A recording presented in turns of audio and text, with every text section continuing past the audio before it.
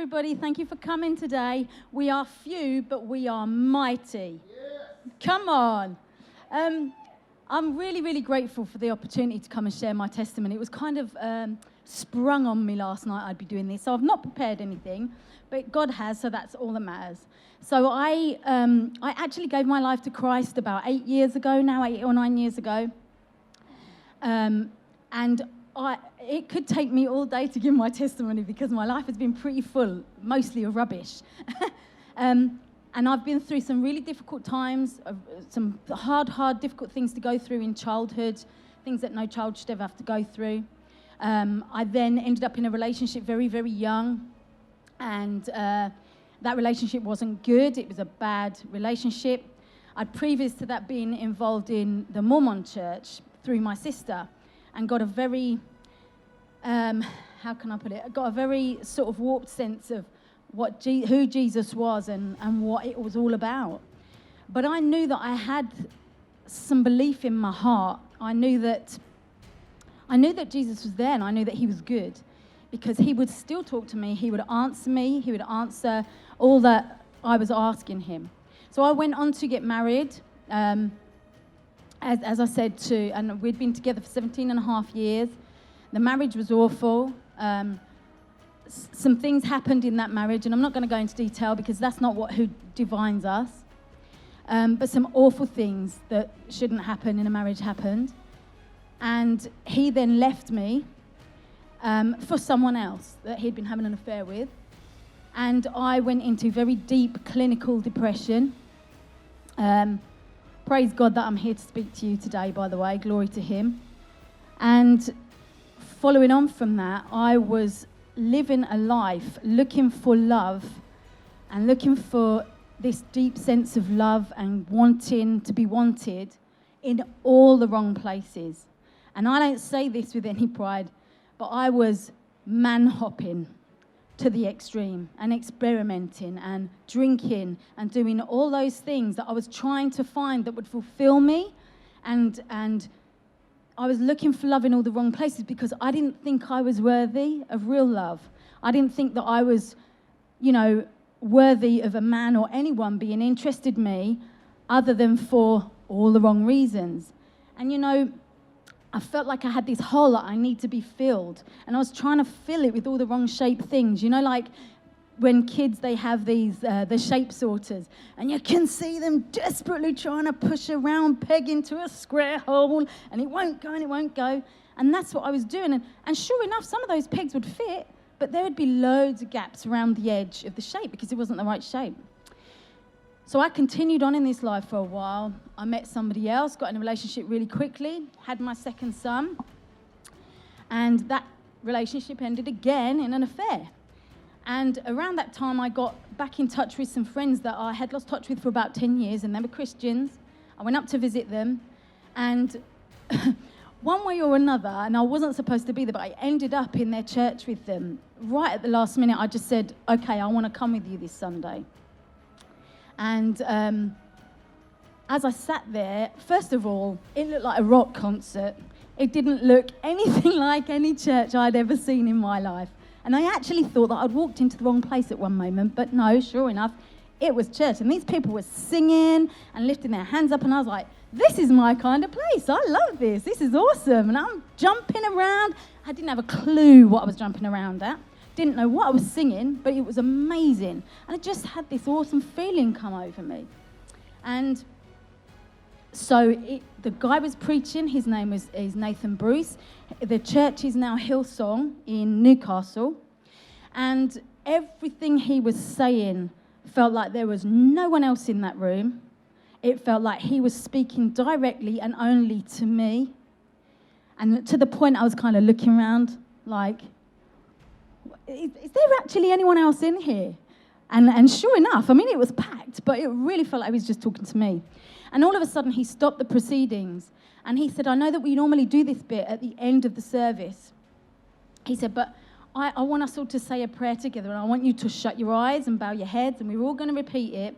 And if there's anybody here today that has really spoken to, if anybody here today feels they really want to give their life to Jesus, then raise your hand. No one's going to see you, but raise your hand at the end. And sure enough, I was repeating this prayer, and I had goosebumps and butterflies, and my legs were wobbling, and, you know, this kind of wobbling you normally get when you've had a nice cocktail or three. And I just thought, this is amazing. So it comes to the bit where he said, so if you've just said that prayer, would you raise your hand? And I was frozen solid. I couldn't move, and I really wanted to lift my hand, but I just couldn't lift my hand. And I had my eyes shut, and I'm trembling. And so eventually I felt this hand on my arm, and it just lifted my arm up in the air. And I thought, oh, thank you, Wendy or Paul, which are my friends, they were sitting either side of me. Thank you, Wendy or Paul, for that. And when I opened my eyes, there was no hand on my arm. There was nothing there. It was Jesus. He knew that that was what I needed at that time. And he was right, because I had come to a time in my life where I tried everything else to fill that hole.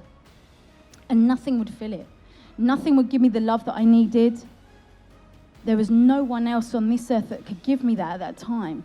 And so I gave my life to him. And I was just like, I don't think I'm going to be able to do this. I'm no goody two-shoes, you know.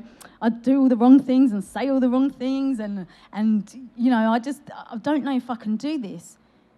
But actually, I didn't need to. I didn't really need to change who I was, because Jesus loved me there in that moment as that person. He loved me for all who I had been, all who I was now, all I had done in the past, and all I was going to be, because he was going to prepare me to come speak to people like you today. And, you know, he has just worked so awesomely in my life. He led me to a fantastic church, which is where I met the wonderful Clifford, who helps to organise all this. And he led me to that church. I very quickly became involved in that church. And I was single for a long, long time. 2 years ago, I met the man who's going to become my husband. Now, if you had said to me that you are going to meet the man of your dreams, the one you've been praying for, your Boaz, your Ephesians husband, and you single girls out there, read about Ephesians husbands and don't settle for second best, just telling you. And he said, this is the man for you. Now, if he'd have said to me, this is the man for you, and I'm going to break both his legs to make you know that he's the man for you, you'd have thought that's crazy. We started dating on the 1st of May.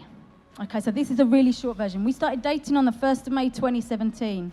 My husband was involved in a huge motorcycle accident on the 3rd of July, where when he was rushed to Addenbrooke's Hospital, he was told that he was going to have both his legs amputated. And I said, oh, no, he's not, because we have a greater God than that. So I kindly, sort of abruptly, told the nurse to leave so that we could pray over him. We prayed, and he went off on a 10-hour operation, and he came back with both his legs. Within the next the next couple of days, he got sepsis and nearly died. Prayed over him. He went to the operating theatre. His stats went completely back to normal, and they had no idea why or how that had happened. But it did. Last year, he got sepsis again. The power of prayer worked again. I prayed over him. They said he was as close to death as anyone ever could be. They couldn't find any trace of sepsis. It was gone. God has spoken to us, you know, through the toughest times in life, when you think, what is going on? Even as a Christian, you know, we can be going through these times and think, God, what are you playing at? What are you thinking? But actually, when you look back, when I look back all those years ago, through my traumatic childhood, through my traumatic teenage years, through an awful marriage, through an awful second relationship, through all the promiscuity, the drinking, and everything else, Jesus walked every step side by side with me. And when I was down in that deep pit of depression where all I could see was death, he wasn't up the top reaching down to pull me out. He was in the bottom of that pit, and he was pushing me out of that pit. He was doing it with me. And that's the Jesus that we have. He doesn't just walk alongside and say, hey, come on, come on, come on. He will guide you and he will lead you. But when you're walking through the mire and through that mud and swimming like you'll get nowhere, he's right there with you. And I want you to remember that. And if you don't know Jesus like I know Jesus, I would say to you, it doesn't matter about your background. It doesn't matter what you've done. It doesn't even matter what you're doing now. It doesn't matter even if you never take that commitment to love him. He will always love you, and he will strive to bring you home and bring you back into his family household with every single last breath of his body until your dying day, because he has a life for us. That's an eternal life in heaven, and all we need to do is know him and love him and invite him into our life. So that's my testimony. I hope it's really spoken to somebody today. If any of you want to come talk to me more about that, I'm just on the wonderful little bookstall that's over there. We've got some great merchandise, so please do come and talk to me, and I would love to talk to you and pray with you if you would like, and I can tell you a bit more detail about my life. So thank you so much for your time. Thank you for listening. Thank you.